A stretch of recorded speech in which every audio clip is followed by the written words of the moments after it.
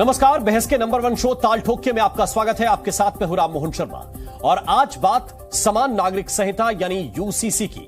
UCC पर उत्तराखंड के draft की चर्चा हर तरफ है। माना जा रहा है कि केंद्र सरकार भी इस मॉडल पर मसौदा तैयार कर सकती है और उम्मीद थी कि संसद के मानसून सत्र में ही इस पर चर्चा होगी, लेकिन फिलहाल इसकी उम्मीद कम है क्योंकि लॉ कमीशन ने यूसीसी पर लोगों से जो राय मांगी थी उसकी अंतिम तारीख बढ़ाकर 28 जुलाई कर दी गई है।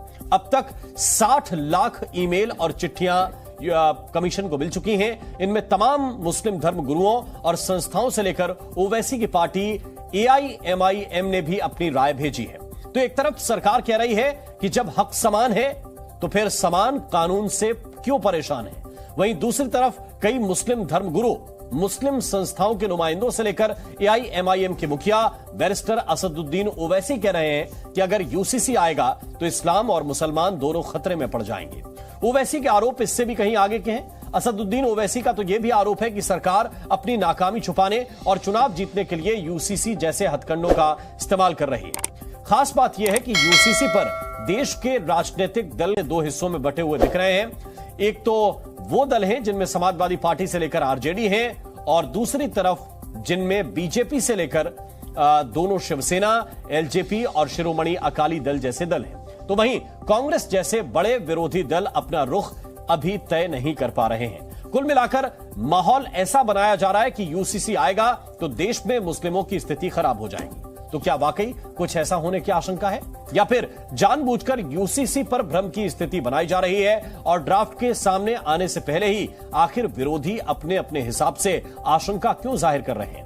क्या 2024 के चुनाव में यूसीसी बीजेपी के लिए गेम चेंजर हथियार साबित हो सकता है? ठोकेंगे ऐसे ही कई सवालों पर ताल, लेकिन पहले एक टीजर रिपोर्ट आपको दिखाते हैं।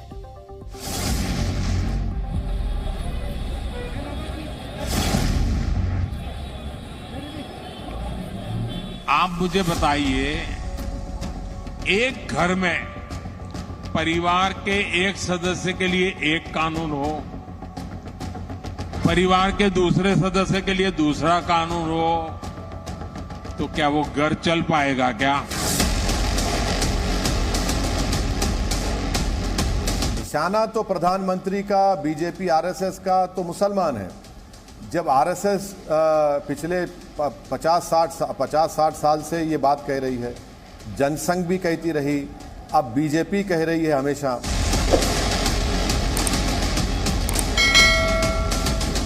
तो इसमें हिंदू भी नुकसान उठाएगा, कस्टमरी लॉस खत्म हो जाएंगे, इसमें आदिवासी नॉर्थ ईस्ट के भी नुकसान उठाएंगे, आम आदिवासी भी नुकसान उठाएगा, सिखों को नुकसान होगा, ईसाइयों को नुकसान होगा, देश का फायदा कुछ नहीं है इसमें।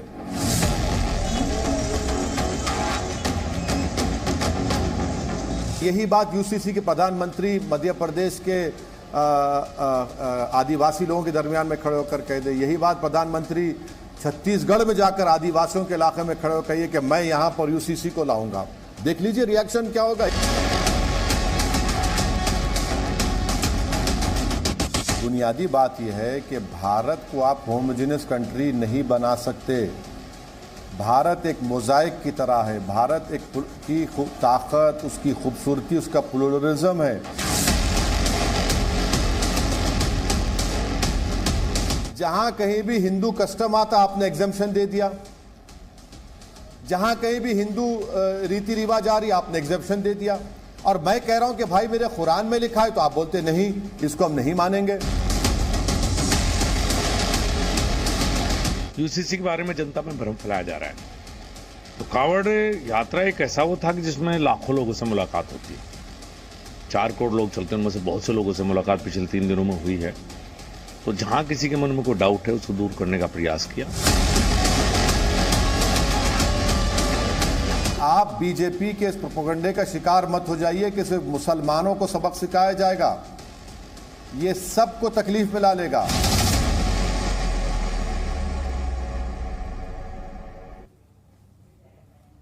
तो वैसे कह रहे हैं कि ये तो सबको तकलीफ में लाने वाला कानून होने वाला है और इसलिए वो सबको आगाह करने की कोशिश कर रहे हैं। हमारे साथ कुछ खास मेहमान हैं इस पर चर्चा करने के लिए। दानिश कुरैशी हैं, नेता हैं AIMIM के। दानिश साहब स्वागत है आपका। हमारे साथ इस वक्त डॉक्टर अजीज खान हैं, प्रवक्ता हैं समाजवादी पार्टी के। अजीज साहब आपका भी बहुत स्वागत। हमारे साथ इस वक्त विनोद बंसल जी हैं, प्रवक्ता हैं विश्व हिंदू परिषद के। बहुत बहुत स्वागत विनोद जी आपका। और राशिद शरीफ इस वक्त हमें ज्वाइन कर रहे हैं, अध्यक्ष हैं SIMPLB के। राशिद साहब आपका भी बहुत बहुत स्वागत। सबसे पहले दानिश कुरैशी साहब, सवाल इस बात को लेकर कि अभी ना ड्राफ्ट आया, ना किसी तरह की कोई और चर्चा की क्या होगा क्या नहीं होगा इस कानून का हिस्सा, कौन से रिचुअल हटेंगे, कौन सा आपका पर्सनल लॉ जाएगा, कौन सा बचेगा। इसके पहले ही इतना हाय तौबा मचा दिया गया कि नहीं, मुसलमानों को डराने के लिए, उनके बदले में वोट लेने के लिए ये तमाम कवायदे हो रही हैं। ऐसा क्यों?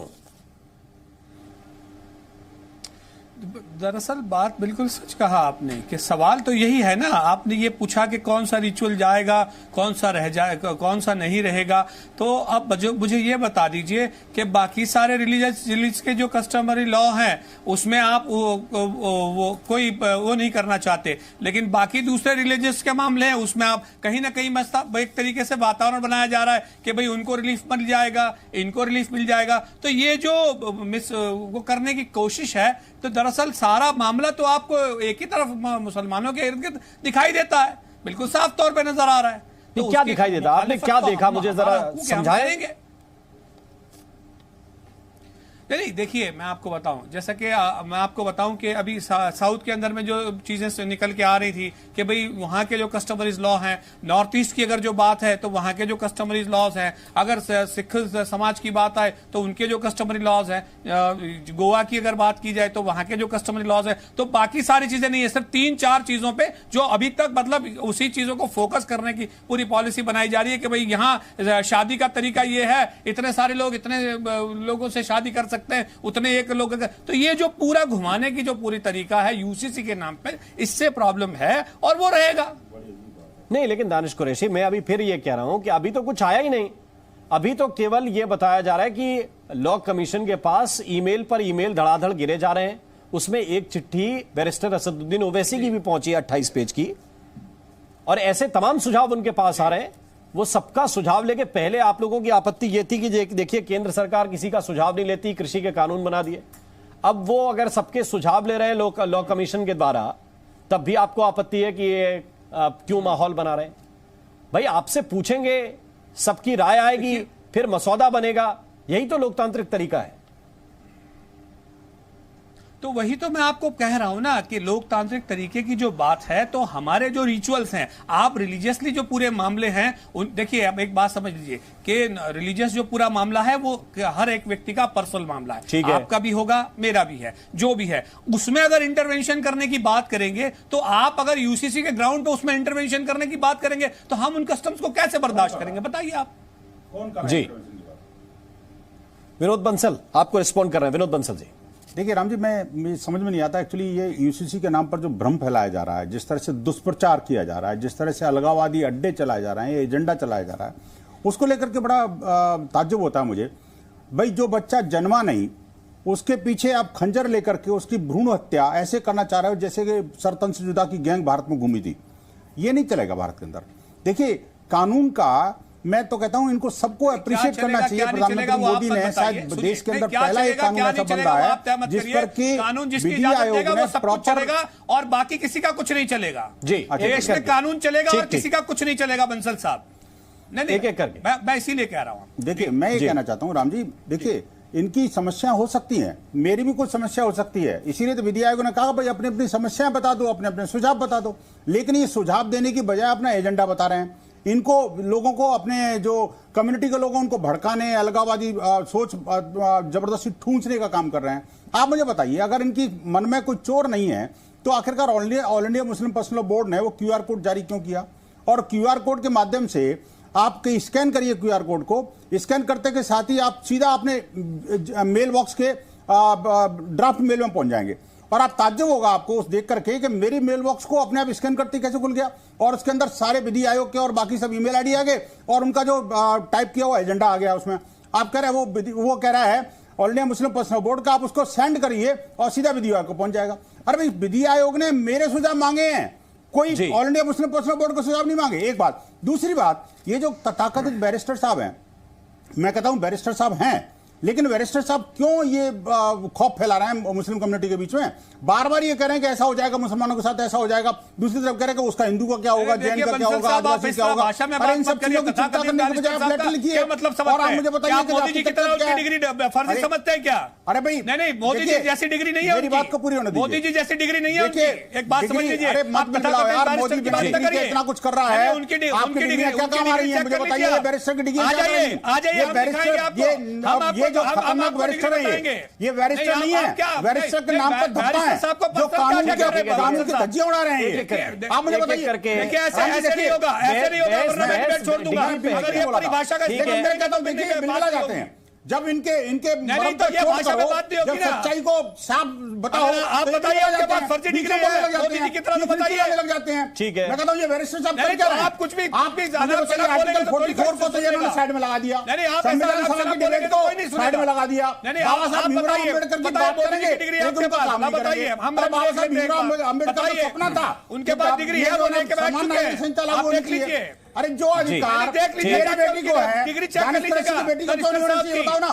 मैं कहता हूं मेरी बेटी को जो अधिकार है, मेरे बच्चों को जो अधिकार है, वो दानिश कुरैशी के बच्चे को अधिकार क्यों नहीं होना चाहिए? लेकिन ये नहीं चाहते। मैं डॉक्टर अजीज खान को चर्चा में लेके आना चाहता हूं। एक मिनट विनोद बंसल साहब, डॉक्टर अजीज खान को मैं चर्चा में लेके आना चाहता हूं। अजीज खान साहब, बहुत सवाल सीधा है। आप लोग कहते हैं कि मुसलमानों को यह सरकार दोयम दर्जे का नागरिक बना रही है। विनोद बंसल कह रहे हैं कि नहीं, दोयम नहीं, जिस दर्जे के हिंदू हैं उसी दर्जे पे आप आ जाइए, माने के समान अधिकार ले लीजिए, समान कानून का पालन कीजिए। क्या आपत्ति है? इन्होंने देना नहीं है समान अधिकार। देखिए राम मोहन जी, 2-3 बड़ी इंपॉर्टेंट बातें हैं। अननेसेसरी बहस से कोई फायदा नहीं है।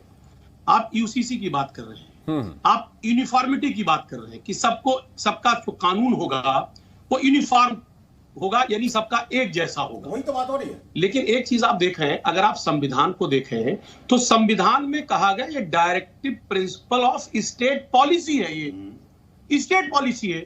मैं जानना चाहता हूं, क्या जो आपने लॉ कमीशन की बात कही कि साहब वो रिपोर्ट को इकट्ठा कर रहा है, लोगों से राय ले रहा है, मैं जानना चाहता हूं कि एक तरफ लॉ कमीशन राय ले रहा है, दूसरी तरफ माननीय मोदी जी मध्य प्रदेश में कह रहे हैं कि साहब यूसीसी आना है। तो जब एक तरफ प्रधानमंत्री कह रहे हैं जब यूसीसी लागू होना है, एक मिनट भाई, इनको विरोध मत रोकिए आप। बंसल जी पूरी बात हो जाए, इसके बाद आपको मैं रिस्पॉन्स करने का मौका दूंगा। ठीक है, दानिश कुरैशी नहीं है, नॉर्मल रहिए। मैं कह रहा हूं तो एक बात आप जानिए कि एक तरफ मोदी जी कह रहे साहब लागू होना है, तो फिर लॉ कमीशन का जो राय है, जो उनको लोग दे रहे हैं, फिर कोई मतलब नहीं रहेगा। अगर प्रधानमंत्री कैसे मतलब अजीज खान साहब, मतलब ये है कि कैसा हो, नहीं मसौदा कैसा हो, आपकी इच्छा कैसी है? सर मुझे बात करने दें। मैं थोड़ा सा संशोधन करना चाहता हूं। जो आप कह रहे हैं, आप पूरी बात कहिए अपनी, मैं पूरा टाइम दे रहा हूं। प्रधानमंत्री ने कहा तो आपने ये मतलब निकाला कि यूसीसी आएगा, बहुत ठीक निकाला। ये सरकार की राय है कि यूसीसी आना चाहिए, वो लेके आ रहे हैं। लॉ कमीशन का काम यह है कि वो राय लें कि मसौदा कैसा होना चाहिए और लोग क्या चाहते हैं, उनकी क्या क्या राय है, वो ये इकट्ठा कर रहे हैं। करने दें, वही बात कह रहा हूं। तो राय लेने में जो स्टेट है उसके सीएम से, उसके मुख्यमंत्रियों से राय लिया गया। पहला सवाल, बहुत सारे ये स्टेट है यहाँ पे, क्या वहां के विपक्ष के नेताओं से राय लिया गया? नहीं लिया गया। क्या सर वो भी भेज सकते हैं लॉ कमीशन को? किसने रोका है? सर कंप्लीट करने दीजिए प्लीज। राम मोहन जी, ये तरीका नहीं होता है। ठीक। क्या विपक्ष के जो दल हैं, सर्वदलीय बैठक हुई नहीं हुई, हम जानना चाहते हैं क्या सब तानाशाही है? दूसरी बात, अभी तो एक सेकंड सर बात नहीं सुनेंगे आप, एक मिनट सुनिए ना, हल्ला न करिए आप। उसके बाद आप ही बोलिए, मुझे बोलने मत दीजिए। सुनिए आप, दूसरी बात हम जानना चाहते हैं कि साहब ये बार बार मुसलमानों की बात कह रहे हैं। हम साहब ये कह रहे खाली यूसीसी मुसलमानों के लिए है क्या? आप सिर्फ मुसलमानों की बात कौन कह रहा है? मुसलमानों की बात यूसीसी सभी धर्मों के लिए है, और अगर सभी धर्मों के लिए है तो सिर्फ शादी से क्यों जोड़ा जा रहा है? हम जानना चाहते हैं कि अगर यूसीसी आप लाना चाहते हैं, आप लाइए, स्वागत करते हैं। आप पहले ड्राफ्ट तैयार करिए, आपका नियत क्या है, आपकी सोच क्या है? भैया जब ड्राफ्ट तैयार नहीं हुआ तो आपकी ये तैयार हो जाएगा तो ये क्या तरीका है भाई? नो, ये तरीका नहीं है। आप ड्राफ्ट लाते नहीं है। 2019 में चुनाव था, 2018 में आपने यही सबूफा छोड़ा, 2024 में चुनाव है, 2023 एक बात बताइए, आप ये कह रहे हैं कि पूरे देश के लिए यूसीसी होगा, खाली मुसलमानों के लिए नहीं होगा। मैं इस सवाल को लेकर जाता हूं, आतिफ रशीद हमारे साथ जुड़े हैं, आप वोट लेना चाहते हैं, प्रेसिडेंट है राष्ट्रवादी मुस्लिम पसमानदा महाज के, देश में बंटवारा करना चाहते हैं आप। आतिफ रशीद साहब, कैसे हो जाएगा जब स्वागत है आपका चर्चा में। डीके दुबे साहब भी इस वक्त हमें ज्वाइन कर रहे हैं, राजनीतिक विश्लेषक है, आपका भी बहुत स्वागत है। और आतिफ रशीद साहब, मैं सवाल ये लेकर आना चाहता हूं कि जब पूरे देश के लिए ये कानून आने वाला है जिसको लेकर चर्चा चल रही है, तो फिर सिर्फ कुछ मुस्लिम समाज से जुड़े हुए लोग या AIMIM ही क्यों इस पर इतने मुखर होकर बोल रहे हैं? सीधे विरोध भी कर रहे हैं। राममोहन जी, मैं आपके सामने सारी बात रखना चाहता हूं, खुलकर करता हूं, लेकिन मेरा आपसे थोड़ा सा निवेदन है, सभी लोग संयम के साथ मेरी बात सुने। देखिए, माननीय प्रधानमंत्री नरेंद्र मोदी जी ने 27 तारीख को भोपाल में ये कहा कि एक परिवार के 2 भाइयों के लिए अलग अलग कानून नहीं हो सकता, इसलिए इस देश में यूनिफॉर्म सिविल कोड है। तो अब मुझे आप जरा ये बता दीजिए, जो लोग ये आपत्ति कर रहे हैं कि यूनिफॉर्म सिविल कोड मुसलमानों के लिए प्रधानमंत्री नरेंद्र मोदी जी ने कहा है या आपत्ति करने वाले लोग कह रहे हैं? दरअसल क्या है कि यूनिफॉर्म सिविल कोड क्या है, ऑब्जेक्शन करने वाले लोगों को ये पता ही नहीं है। ऑब्जेक्शन करने वाले लोग लगातार ये बात कह रहे हैं कि साहब, यहां पर हिंदुओं की संस्कृति अलग है और मुसलमानों की संस्कृति अलग है, क्रिश्चियंस की संस्कृति अलग है, सिखों की संस्कृति अलग है।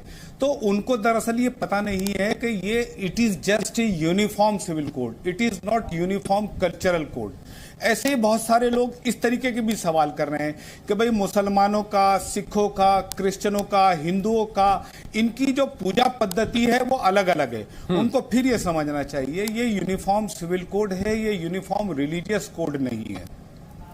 ये क्या है कि सरकार ने कोई ऐसी बात नहीं करी है, सरकार ने यूनिफॉर्म सिविल कोड की बात करी है।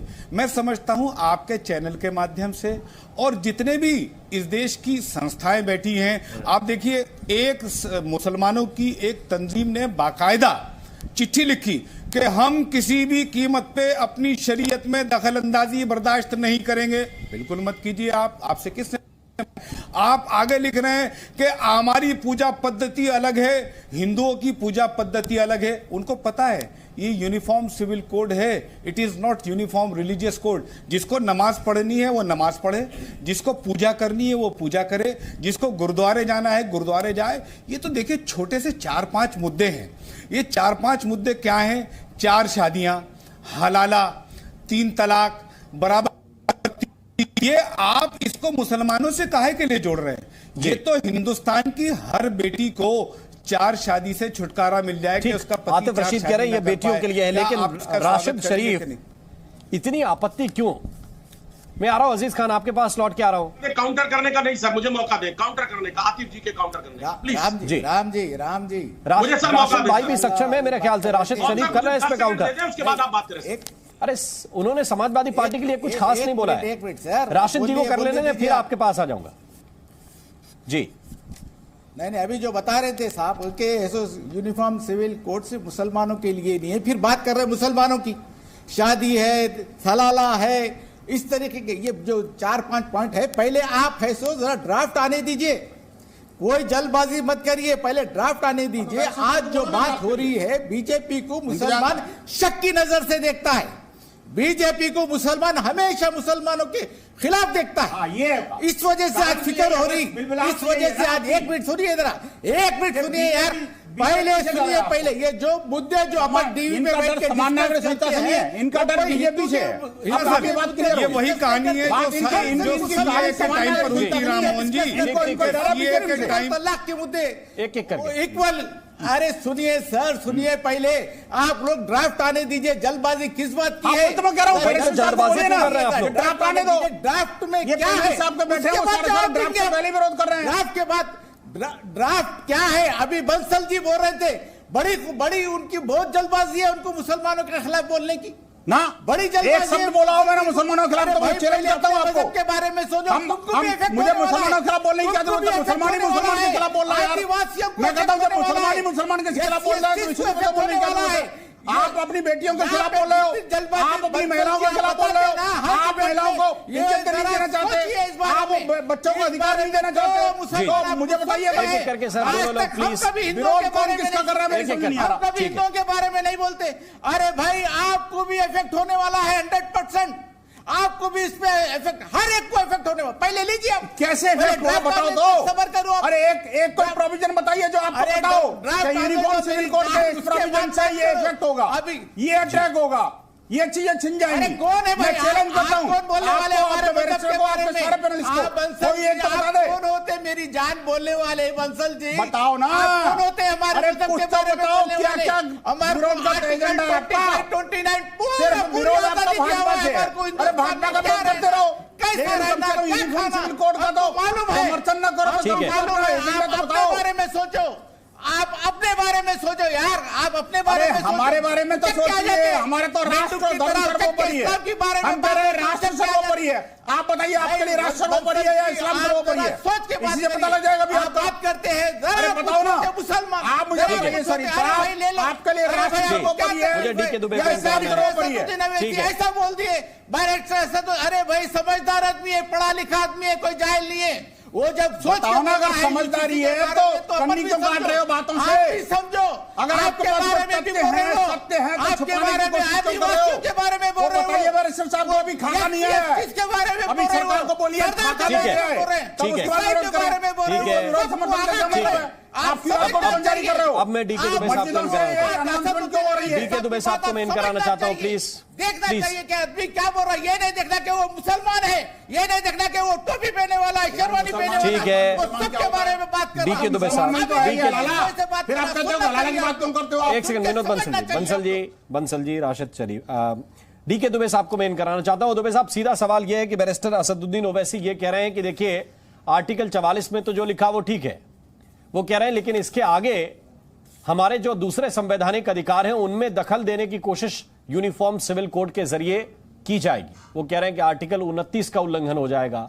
दिक्कत इस बात की हो जाएगी कि आप हमारे पर्सनल लॉ जो शरीयत ने हमें दिए हैं वो छीन लेंगे, तो फिर क्या ये किसी मुस्लिम को मंजूर होना चाहिए? आप क्या कहेंगे? देखिए, इस पैनल पर जितने मुस्लिम भाई बैठे हैं उनमें से एक सज्जन ने भी बड़ा अच्छा एक्सप्लेन किया। मैं आपको बताऊं कि आप निकाह कैसे करते हैं ये इसमें सवाल ही नहीं है। आप निकाह इजाब कबूल करते हैं या नहीं करते हैं, या ऐसे ही आप उनका सर्टिफिकेट बना देते हैं, आपका काजी बना देता है, ये सवाल ही नहीं है। आप अल्लाह की इबादत कैसे करते हैं, सवाल नहीं है। आप परमेश्वर को कैसे मानते हैं, सवाल नहीं है। हम भगवान को कैसे मानते हैं, सवाल ही नहीं है।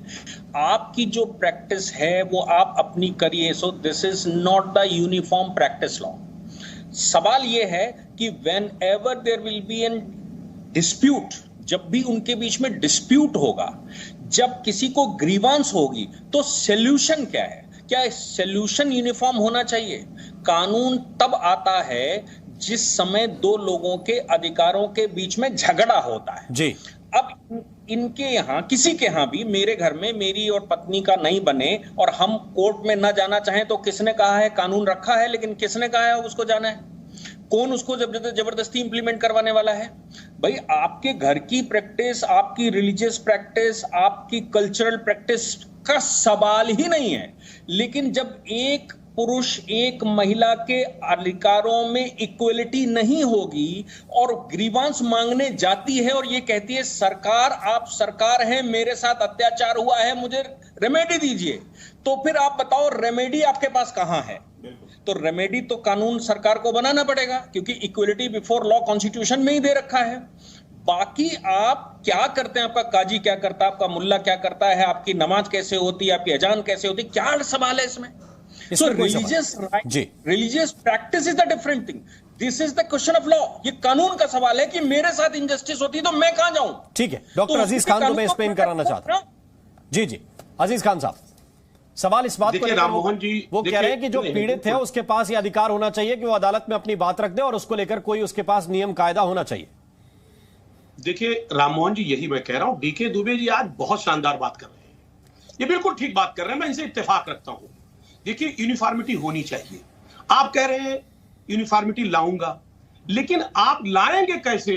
उसका ड्राफ्ट आप तक तैयार नहीं किया। आप 6 महीने से लगातार यूसीसी की बात कर रहे हैं, सिर्फ एक माहौल क्रिएट कर रहे हैं, सिर्फ आपस में ध्रुवीकरण और खासतौर से मुसलमानों को जोड़ रहे हैं। मैं जानना चाहता हूं, खाली ये यूसीसी मुसलमानों के लिए है क्या? खाली ये हलाला के लिए है, 4 निकाह के लिए है, उसके बाद ये तलाक के लिए है, इसी के लिए है क्या? यूनिफॉर्मिटी है तमाम चीजों के लिए, और उसमें कई कौम शामिल होंगे, पूरा देश शामिल होगा।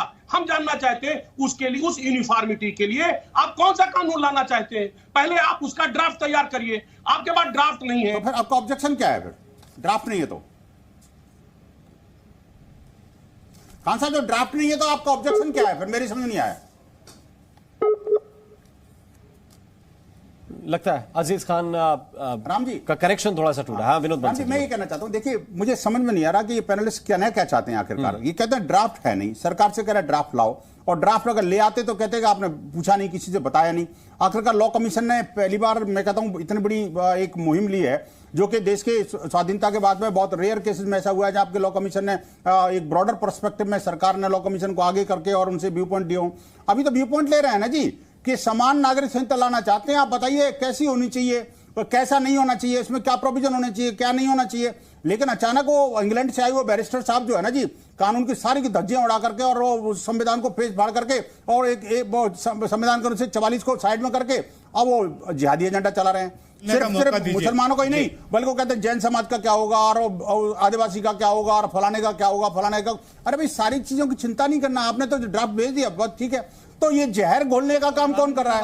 All India Muslim personal board. क्या जहर घोलने का काम ये बैरिस्टर साहब नहीं कर रहे? क्या इनकी पार्टी और इस तरह की जुड़ी हुई पार्टियां वो नहीं कर रही? क्या समान नागरिक संहिता देश के लोगों को समान रिस्पॉन्ड कीजिए। मुझे 10 सेकंड दे दीजिए, बात मेरी इनकम्प्लीट रह गई थी सर, कनेक्शन चला गया था। अब सवाल सुनिए, सबसे पहले तो सुनिए जी राम मोहन जी, सबसे पहली बात यह है कि देखिए बंसल साहब जो है ना, दरअसल उनकी परेशानी क्या है कि उनको पर्सनल, मुझे लगता है बैरिस्टर साहब से परेशानी है। देखिए उनको ये समझने की जरूरत है कि आप अपनी परेशानी बताइए। हमें कोई परेशानी नहीं है, लेकिन अरे देखिए बीच में इंटरप्ट मत करिए। हम बोल रहे, आप बोल रहे थे, हम सुन रहे थे ना। आप जी मैं कह रहा हूँ, देखिए मैं मेरी परेशानी, जब मेरा नाम लोगे तो मुझे बोलना पड़ेगा ना यार। मैं कहता हूं मेरी परेशानी नहीं है, आपकी परेशानी क्या? वो सुनिए, अरे अब आगे सुनिए, अब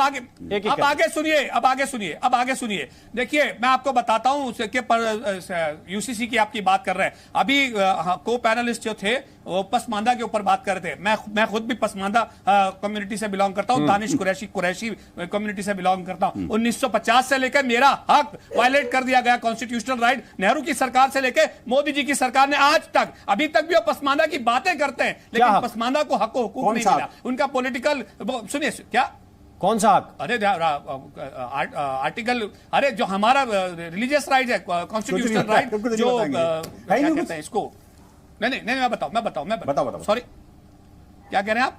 कौन सा हक बताएं? अरे हमारा जो एससी राइट छीन लिया गया, एससी राइट जो छीन लिया गया, आर्टिकल एक मिनट, आपका कौन सा राइट छीन लिया गया? एक मिनट बताओ। क्यों नहीं पसमानदा मुसलमानों का राइट छीना गया? क्या राइट छीना? मुसलमानों का एससी राइट नहीं छीना गया। मुस्लिमों में दलित होते हैं क्या? क्यों? आर्टिकल 341 एससी की परिभाषा क्या है? मुसलमानों के हक कैसे चलेगा उसमें? ये बताइए, शेड्यूल कास्ट, शेड्यूल ट्राइब की परिभाषा क्या है? कमाल है यार। हाँ, भाई हिंदुओं में खामियां थी, शेड्यूल कास्ट के अंदर में आर्टिकल 341 में छूत की दिक्कत थी, इसके आधार पर उनको आरक्षण मिला था। क्या ये बताएंगे कि इस्लाम में दानिश कुरैशी अछूत है? धर्म के आधार के, सुनिए, दानिश कुरैशी बताएंगे कि वो अछूत है। इस्लाम के आधार पर मुसलमानों के वहां क्यों छूने गए? आपका पानी उच्च वर्ग के मुसलमान नहीं पीते हैं क्या? आपके हाथ का पानी? ये हिंदुस्तान वाले कुरैशी ये कह रहा हूं, तो फिर बताइए, दानिश कुरैशी का पानी नहीं पीते हैं क्या? उनका आपके हाथ का पानी उच्च वर्ग के मुसलमान? 1950 सुनिए, 1950 में सुनिए, 1950 में नोटिफिकेशन क्यों लागू किया गया? और आज मोदी सरकार उस पर क्यों बहाल नहीं करना चाहती? बोलिए आप उस पे। आप धार्मिक आधार पर आरक्षण चाहते हैं। आर्टिकल 341 में जो 1950 का जो नोटिफिकेशन लगाया गया नेहरू सरकार ने लगाया, सुनिए नेहरू जी की सरकार ने जो नोटिफिकेशन लगाया वो आज तक मोदी सरकार में चले जाएंगे। अफगानिस्तान, पाकिस्तान, लंदन, हिंदुस्तान सब। ठीक है, एक मिनट बंसल साहब, यूनिफॉर्म तो फिर आपको लगाने की क्या जरूरत है? और अगर मुसलमान को उसमें से एक्सक्लूड करना है तो फिर आप यूसीसी की कैसे बात कर रहे हैं? बताइए, क्या आप अपनी बेटी के जो शौहर है उसकी इजाजत देंगे? क्या आप हलाला के समर्थक हैं? सुनिए, यूसीसी पे तो हम आज बात कर रहे हैं, लेकिन हलाला के समर्थक हैं क्या? जो हुकूक है आप बताइए, आप 4 शादियां स्वीकार करें पसमानदा मुसलमानों के जो आप बताइए, आप अपने जीजा के लिए 4 शादी स्वीकार करेंगे? आप बताइए कितने? देखिए, एक मिनट देखिए, आरक्षण का मसला जहां तक है, आपको अगर उस पर बात करनी है तो वो अलग है। आप जो तेलंगाना में मुस्लिम आरक्षण का समर्थन कर रहे हैं उसमें क्या इलीट मुस्लिमों का अलग रख रहे हैं क्या? मेरा हक नहीं है। उसमें धर्म के आधार पर आरक्षण मांग रहे हैं कि अपने ओबीसी और एससी होने के आधार पर आरक्षण मांग रहे हैं? और एससी होने का पैमाना क्या है, कम से कम ये तो जान लीजिए। किसी नेता ने कहा एससी होने का पैमाना क्या तय हुआ था संविधान में, कम से कम ये तो जान लीजिए। मैं राम मोहन जी, ठीक है, एक मेरा सुझाव दीजिए। आप नोटिफिकेशन क्यों लागू करना पड़ा, ये बताइए। उसमें मुसलमान है, क्या कहता है ईसाइयों को एक्सक्लूड क्यों करना पड़ा, ये बताइए आप। मैं इसीलिए तो दानिश कुरैशी पूछ रहा हूँ, आप कह दीजिए ना कि आपके हाथ का पानी नहीं पीते बैरिस्टर असदुद्दीन ओवैसी? पीते हैं कि नहीं पीते? जब है ही नहीं वो वर्गीकरण ही नहीं है जिस वर्गीकरण के आधार पे एससी तय हुए और एसटी तय हुए। सुनिए, अरे सुनिए, अरे आगे तो सुनिए। राम मोहन जी सुनते नहीं, आप सुनिए, मेरी बात सुनिए। मुझे ये बताइए, बात बैरिस्टर असदुद्दीन ओवैसी साहब मेरे हाथ के पानी छूते हैं या नहीं छूते, लेकिन हमारा जो रिजर्वेशन अगर हमारी कम्युनिटी को मिलता तो आज हमारे मेंबर ऑफ पार्लियामेंट मुझे वही तो मैं कहना चाहता हूं दानिश कुरैशी साहब। अब इस बात को समझिए, आपकी कम्युनिटी को अगर रिजर्वेशन चाहिए, देखिए रिजर्वेशन चाहिए तो रिजर्वेशन के नियम है, कायदे हैं, व्यवस्था है। जिनके आतिफ रशीद को इन कराइए। उसी का तो वायलेट किया गया 1950 में, उसी का वायलेट किया गया 1950 में, उसी का वायलेट किया गया ना। बताइए नेहरू जी ने क्यों बनाने की जरूरत पड़ गई है? एक एक करके देखिए, क्लियर नहीं हो पा रही बात, प्लीज। यूनिफॉर्म सिविल कोड पर बात नहीं करेंगे, आतिफ रशीद साहब, ये इधर उधर की बात करेंगे। तू इधर उधर की ना बात कर, ये कारवां क्यों लुटा, मुझे रहजनों से गिला नहीं, तेरी रहबरी का मलाल है। जी आतिफ रशीद, लेकिन समस्या ये है सरकार, इधर उधर की बात घुमाते रहेंगे राम मोहन जी। समस्या ये है आतिफ रशीद साहब सरकार की कि बात असल में अगर उधर से ऐसी हो रही है तो यहां से भी तो स्पष्टता नहीं जा रही ना कि ड्राफ्ट में क्या हो सकता है, क्या नहीं हो सकता है। स्पष्टता है। देखिए राम मोहन जी देखिए, मैं आपके सामने ये बात कहना कि इसको स्पष्ट समझ लीजिए कि ये यूनिफॉर्म सिविल कोड है। इस यूनिफॉर्म सिविल कोड का ताल्लुक शादी के मैटर से, प्रॉपर्टी के मैटर से, तलाक के मैटर से है, एक बात। दूसरी बात यह है कि ये बहन बेटियों के बराबरी के हकूक का यूनिफॉर्म सिविल कोड है। अब जब आप बात आते हैं कि ये कह रहे हैं कि हम लोगों के कल्चर अलग हैं, तो ये it is not uniform cultural code. आप जिसको टोपी लगानी है टोपी पहने, जिसको तिलक लगाना है तिलक लगाए, ये क्या समस्या है? इसमें कोई समस्या नहीं है। अच्छा, दूसरी बात, मैं एक और बात करता हूं इससे आगे की, 4 शादियां कितनी प्रैक्टिसिंग है? जो 4 शादी की बात कर रहे हैं, देखिए इंटरफियर तो हुए हैं। आप देखिए बीच में आप गैर जरूरी बात को लेकर आ रहे हैं। आप इस्लाम को सिर्फ 4 इस देश में रिलीजियस मैटर में इंटरफियर नहीं कर सकते, ऐसा कोई वैधानिक व्यवस्था है क्या? भाई हिंदू कोड भी यहीं पे बना और उसमें जितनी खामियां थी हिंदू समाज में, उनको लेकर तत्कालीन उस समय पे जो जिसको कहिए कि कट्टरपंथी थे, उन्होंने विरोध भी जताया उस बात का, लेकिन हिंदू कोड लागू हुआ और उसको सबने माना और उसको कानून के रूप में अभी भी अख्तियार है कि लोग अदालत में जाके चैलेंज कर सकते हैं उन व्यवस्थाओं को।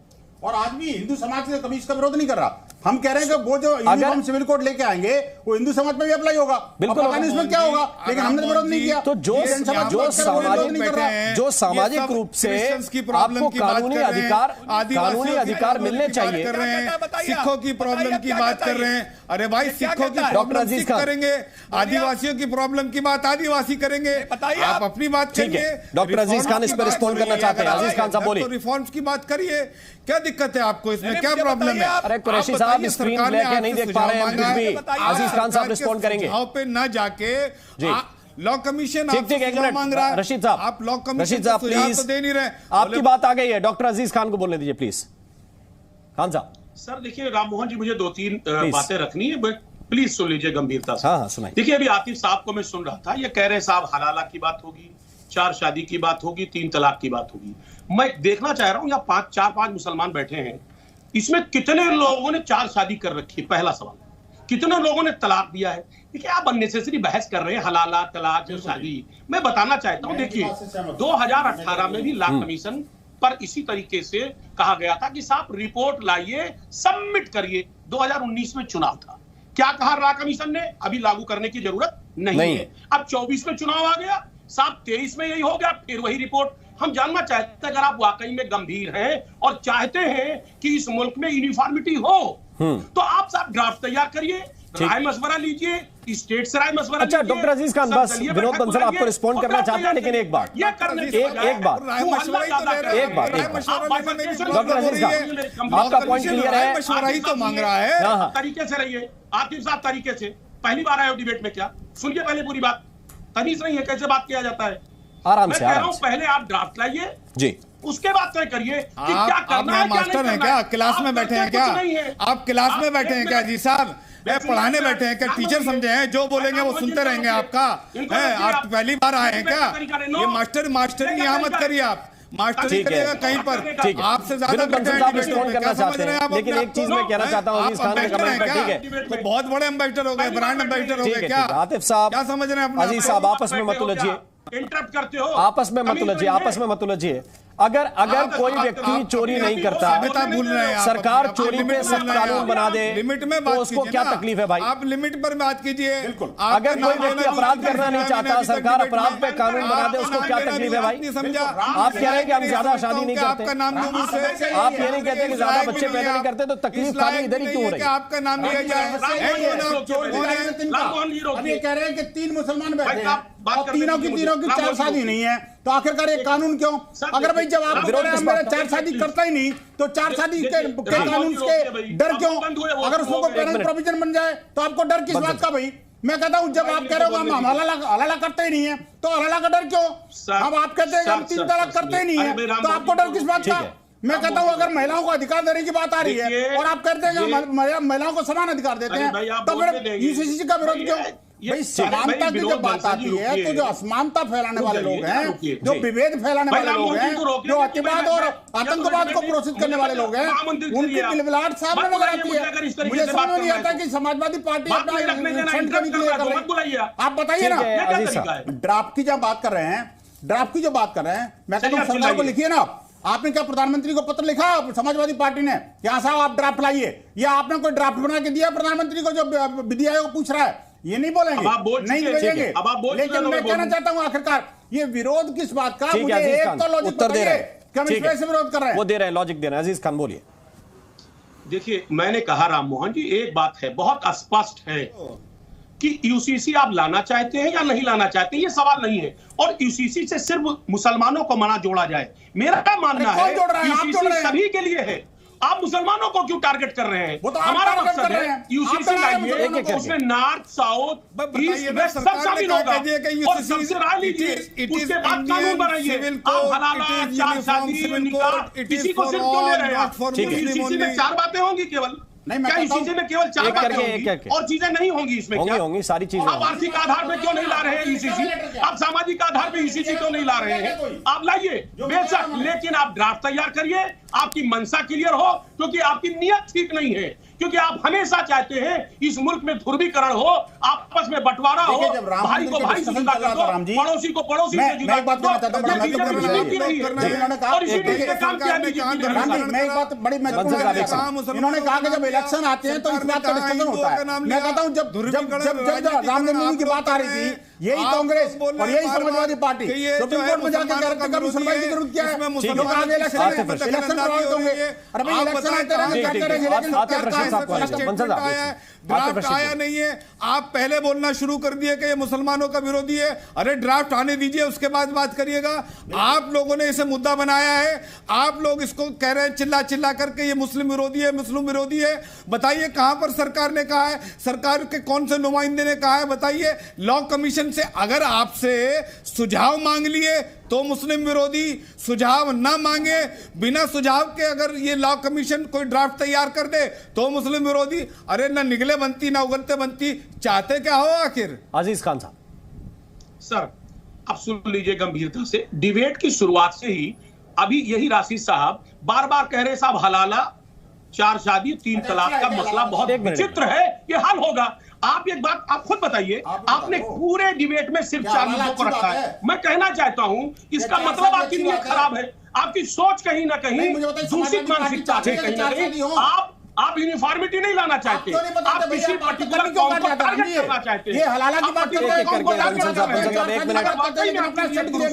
तो आप ड्राफ्ट लाइए और इस मुल्क में एक ऐसा कानून बनाइए। आप बताइए ना, समाजवादी पार्टी है जिसको हम कहते हैं यूनिफॉर्म सिविल हलाला रहना चाहिए, यूनिफॉर्म सिविल तलाक रहनी चाहिए, तभी तो इस पर शादी के मैटर पर बात होगी। आप बताइए ना, तलाक के अपने एजेंडा को नहीं कुछ करते। सिविल समझते क्या होता है, uniform civil code, uniform civil matter, criminal matter अलग होते हैं, सिविल मैटर अलग होते हैं। जैसे Indian civil code, civil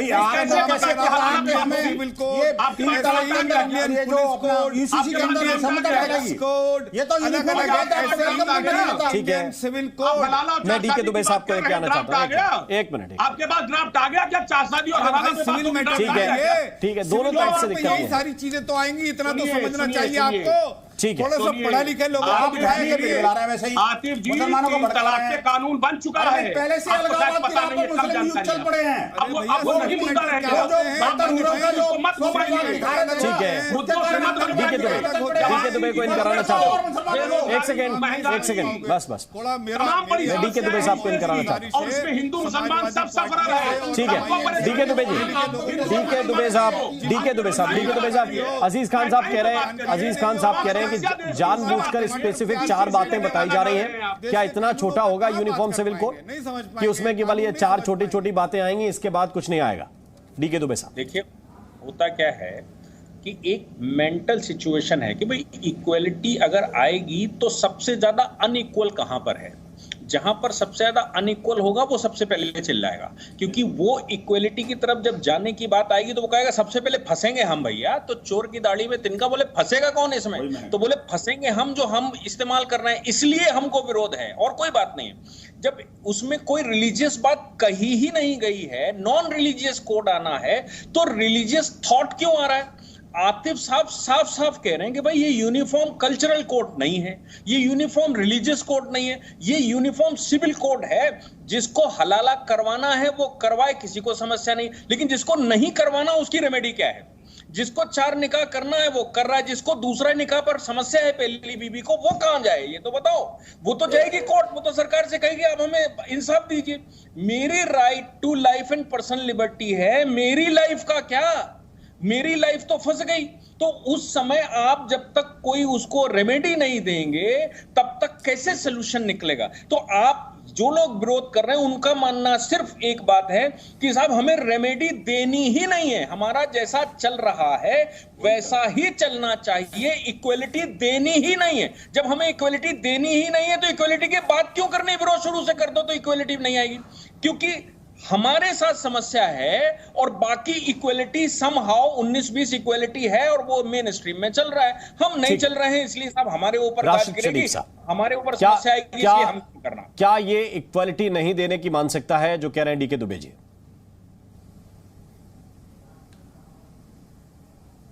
sir मुझसे सवाल है राशिद शरीफ जी से। हेलो जी सर, बिल्कुल सर, ये बात है, बिल्कुल सही है। देखिए अब इनके जो आज तक जो देखने में आए ये 9-10 साल इनके सिर्फ और सिर्फ जितने प्रोग्राम हैं वो मुसलमानों के खिलाफ है। आप देखिए 370 हटाया गया, आज कश्मीर में 1 साल तक है सो कर्फ्यू लगा के इंटरनेट सर्विस खत्म करके इतना जुल्म ज्यादती हुई। आज ट्रिपल तलाक को किस तरीके से ले आया है, तो इस तरीके से कई मिसाल हमारे पास है कई मॉब लिंचिंग की मिसालात हमारे पास है, कई इस तरीके के जो आज मुसलमानों की जो बीजेपी के बारे में जो सोच है, आज उनकी जो गवर्नमेंट, सुनिए साहब, उनकी जो गवर्नमेंट या यूसीसी लेके आ रही है, आज हर एक जना ड्राफ्ट, मैं भी बोल रहा हूं आपके टीवी के माध्यम से बोल रहा हूं कि ड्राफ्ट आने दीजिए।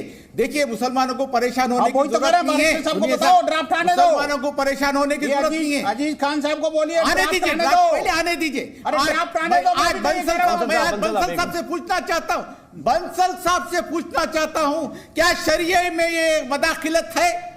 नहीं, ये शरिया लॉ में मदाखिलत है? नहीं, शरिया लॉ तो चलेगा ही नहीं यहाँ पर भैया। शरिया तो जवाब नहीं चलता बनाता।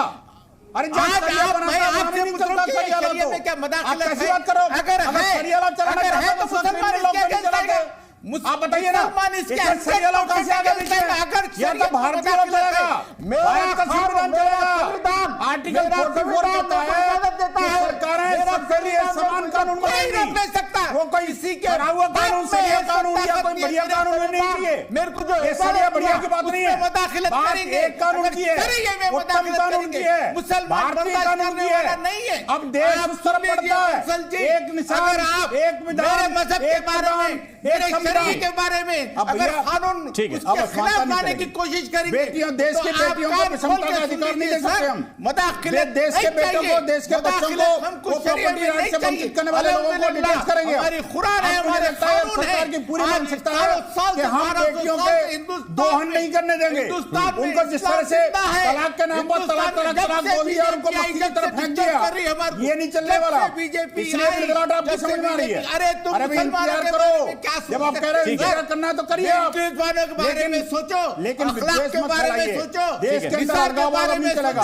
के बारे में सोचो। तुम क्या सोचते हैं यार? मुसलमानों के बारे में तुम क्या सोच सकते हैं? हम मुसलमानों के बारे में नहीं सोचते, हम देश के बारे में सोचते हैं मियां। ठीक है विनोद बंसल जी, और देश के बारे में आपको भी सोचना पड़ेगा देश रहना है तो। अगर बता दो बंसल जी मेरे को ये जो कानून आ रहा मुसलमानों के खिलाफ नहीं है, मैं भी सपोर्ट करूंगा आपको। अगर ये कानून आ रहा मुसलमानों के खिलाफ नहीं है, शरीया के खिलाफ नहीं है, तो मैं भी आपको सपोर्ट करूंगा। बंसल जी मत करिए, मुसलमानों के खिलाफ नहीं होगा तो वो क्या हो गया आपको, वो सपोर्ट करेंगे। दानिश कुरैशी को मैं कराना चाहता हूं, मुसलमानों के खिलाफ आ गए तो बिल्कुल सपोर्ट करूंगा सर, यूसीसी को बिल्कुल सपोर्ट करूंगा। अगर तो मुसलमानों के नहीं, किसी के भी अगर खिलाफ है तो सपोर्ट होने वाला नहीं है। बिल्कुल बात याद रखिए, किसी के भी अगर खिलाफ है तो सपोर्ट खाली लोगों के खिलाफ कोई भी कानून बनेगा तो किसी न किसी को तकलीफ होगी। आपको क्या जरूरत है क्रिश्चियनों में घुसने की? कोई कानून बनेगा तो किसी न किसी को तकलीफ होगी। दानिश कुरैशी, दानिश कुरैशी को मैं कराना चाहता हूँ। दानिश कुरैशी काफी देर से वो इंतजार कर रहे हैं अपनी बारी का। जी कुरैशी साहब बोलिए।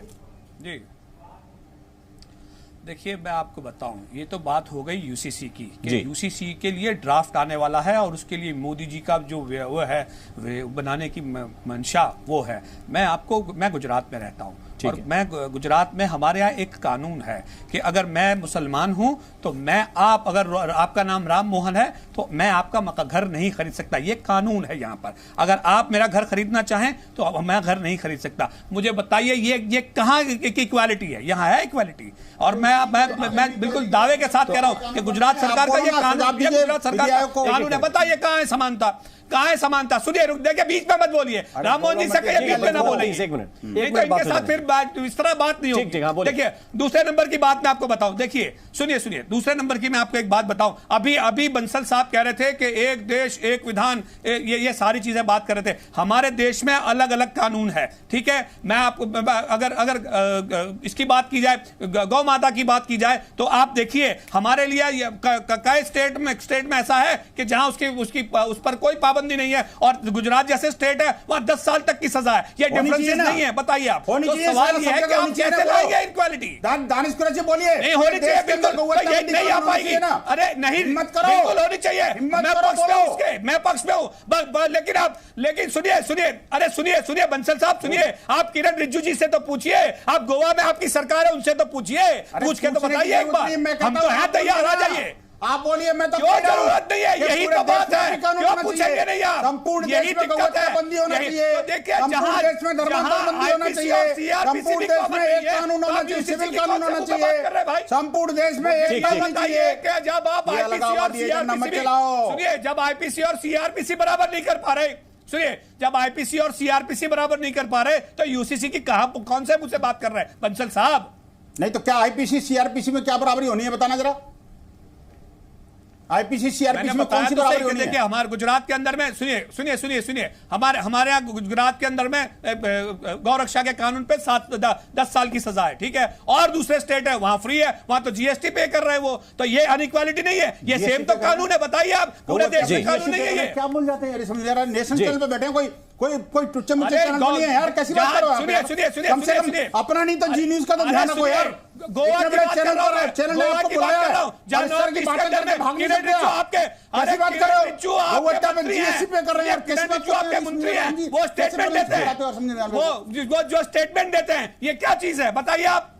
ये इनइक्वालिटी नहीं है। आप ये कहना चाहते हैं, मैं डीके दुबे साहब को कर रहा हूं, डीके दुबे साहब को कर रहा हूं, आप ये कहना चाहते हैं कि राज्य ने जो अपने नियम तय किए हैं वो भी एक जैसे हो जाने चाहिए, सभी राज्यों के नियम भी एक जैसे हो जाने चाहिए। डीके दुबे साहब, आप क्या कहेंगे? मैं ये कह रहा हूं कि दानिश कुरैशी साहब ने इतने सारे इलस्ट्रेशन बता डाले, यूनिफॉर्म सिविल कोड से इनको क्या समस्या है वो नहीं बताई कि अगर सबकी समानता आ जाएगी तो उसमें समस्या का, मैं कहता हूं 1000 इनइक्वालिटी हैं, उन 1000 इनइक्वालिटीज में अगर 10 इशू सॉल्व होने जा रहे हैं तो कम से कम 999 बचेंगी ना, 10 तो सॉल्व होंगे, फिर 10 सॉल्व होंगे अगर इनको लगता है तो। एक पर स्टेप आना शुरू हुआ है, उसका क्या समस्या है? दूसरी, ये जो प्रैक्टिस की बात कर रहे हैं, गाय की प्रैक्टिस, ये भैया यूनिफॉर्म सिविल कोड का हिस्सा नहीं है। यूनिफॉर्म सिविल कोड का हिस्सा मैं मेरे पिता की संतान होने के नाते मुझे कैसे अधिकार मिलेंगे, मेरी बहन को कैसे अधिकार मिलेंगे, मेरी पत्नी को क्या अधिकार मिलेंगे, मेरे भाई को क्या अधिकार मिलेंगे, उनकी बात आ रही है कि मैं कोर्ट कैसे जाऊंगा। इसमें ये गाय भैंस बकरा काटते हैं, वो यानी कि खाने के अधिकार, पहनने के अधिकार, बोलने के अधिकार, पूजा पद्धति के अधिकार, इनमें कोई तब्दीली नहीं होने जा रही है यूनिफॉर्म सिविल कोड में। ड्राफ्ट हालांकि अभी नहीं आया, ड्राफ्ट आएगा तो फिर चीजें और ज्यादा क्लियर होंगी। आप सभी मेहमानों का बहुत बहुत शुक्रिया, बहुत बहुत धन्यवाद इस चर्चा में शरीक होने के लिए।